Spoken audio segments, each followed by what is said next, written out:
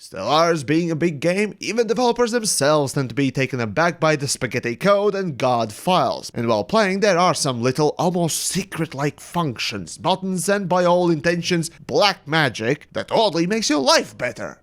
So to investigate the secret art of obscure game design, I made a list of 5 tips, and then realized that it would suck. So, to help out fill 5 more, I looked long and hard, about 5 minutes, among my creator peers and... Jeff. I'm doomed, aren't I? Well, screw it, no one else seems to have a pulse, and even though you're on the questionable side, folks at home need Stellaris tips. Jeff. Shut up, Jeff! On the serious note though, these tips chosen today are some quality of life improving nuggets of... Jeff? Well, yeah, that too. So, let's just start with our monosyllabic prime alphabetical man thing. Hey, Spec. Thanks, TheYamiks. Empire building is nice and all, but navigating the creator system can be such a huge pain in the ass. And trying to figure out where you need to go to change things, aside from the menu on the left side of the screen, is annoying. So, instead, why don't you just click on an item that you want to change on the Empire screen? Want to change a planet? Click on the planet. Want to change your city background? Click on the city background. It's that easy. Turns out this was in the game since launch, 6 years ago.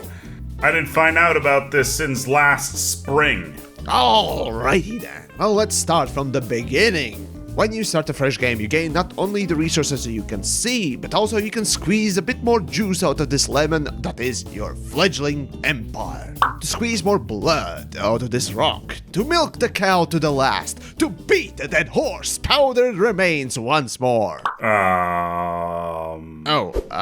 Yes. Well, like in many military establishments, there's a lot of corruption going on, so utterly demoting everyone to using sporks for bayonets is the right thing to do. Open up your ship designer and clear out the Corvette design. Then, to further humiliate the plebs in these sardine cans, strip them of the hyperdrive. Save the design and force your 3 ships to upgrade, but backwards. And voila, you gain extra alloys by doing this, which means you can expand to another system a little bit faster. At the start you won't need any military at all, so there's no reason not to do this. Just don't forget to re-equip the designs when the time comes.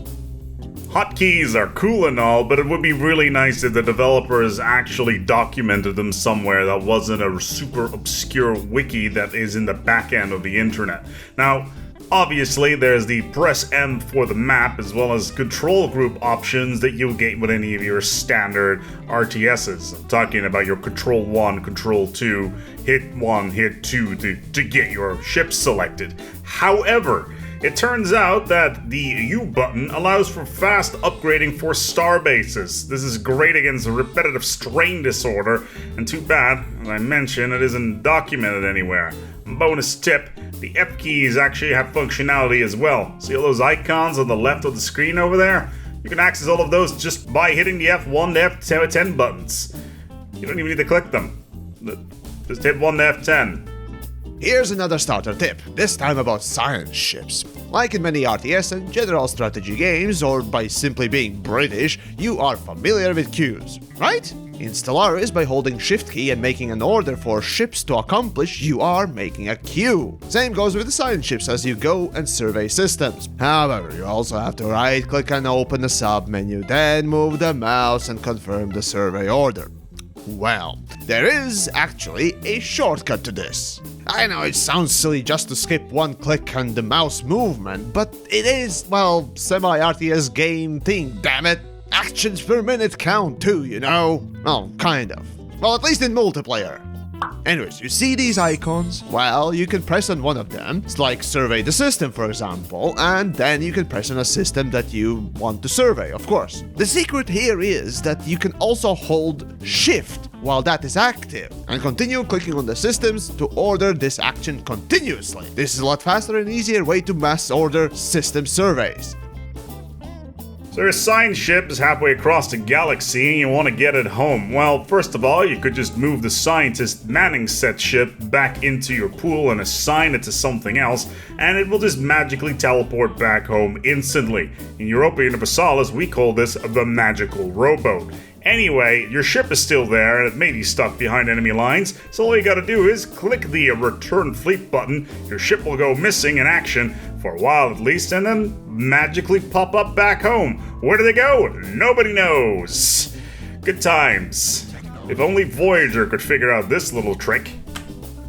Now, if you're like me and you love Exterminate, mutilate, and purge casinos! well then, like me, you found yourself taking a planet from your enemy by force, and not to tank your economy, you start demolishing buildings and districts just to keep the available jobs down to minimum. Now what if I told you don't need to do that? What if you could keep up the built-up things and yet keep those jobs that need upkeep and would tank your economy completely down? Well, fret not, my murder hobos. Open up your plans menu under Population tab. If you open up the Jobs section, well, yes, you can do that, you find 2 hieroglyphs of modern past. I frankly don't know what they mean, but, I've been out of school for about 9 years already. But if you press the long line button-looking thing, look, it decreases the jobs available, leaving housing intact. By doing this, you can not only save up built-up planets as they are, but also, if you have some brain deficiency, build up a whole planet, and when the pops spawn, just press that X button that's, just angled slightly wrongly. That's a plus, fam. Don't you wave your fancy earthly academics degrees at me here! Now, you would think the game would tell you there's such a thing as ship upkeep, but no, of course, this is only discoverable through context clues as well as tooltips. Anyway, just send your fleets to a station with a crew quarters on it and basically reduce upkeep costs. Just be careful about this, because if at some point you have fleets that are millions in size and they're chilling out at one of these places, you dock them and move them somewhere else, there is a small chance of your entire economy collapsing just because they raised the door to the ship and went out to kill the empire next door. Just try it out before you do anything crazy. If you want to troll your friends, or more likely AI, with war, then look no further than Unyielding Tradition and that station powering perk. Since things in Stellaris magically pop into existence and spontaneously fart itself stronger, your defense stations, Choke me, daddy! upon attack, can become stronger if you pick this perk at the right moment. But you realize that you're literally sitting there, waiting for that moment to come, wasting time, effort, and potentially a good perk instead, right? Yes? Cruisers are terrible, don't build them, go straight to battleships if you can, and that's it. That's the tip. Corvettes all the way. Don't build destroyers either unless you really, really need to. And finally, a somewhat overlooked but still useful thing. Once you have nowhere else to put your science ships, order them to assist research on planets.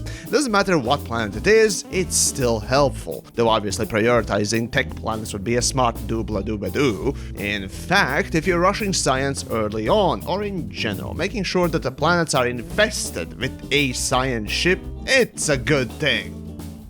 And that's about it on the 10 more secrety, quality of life improving tips for Stellaris we got for you today. And of course, big thanks to Aspec for coming along and lending his knowledge. All that's left is for you to share below your favorite tips, or the video itself, or perhaps if this helped you out in the first place and you want to return the favor, well, check out my Patreon page down below. This Latvian appreciates even a single potato a month. It's good eats.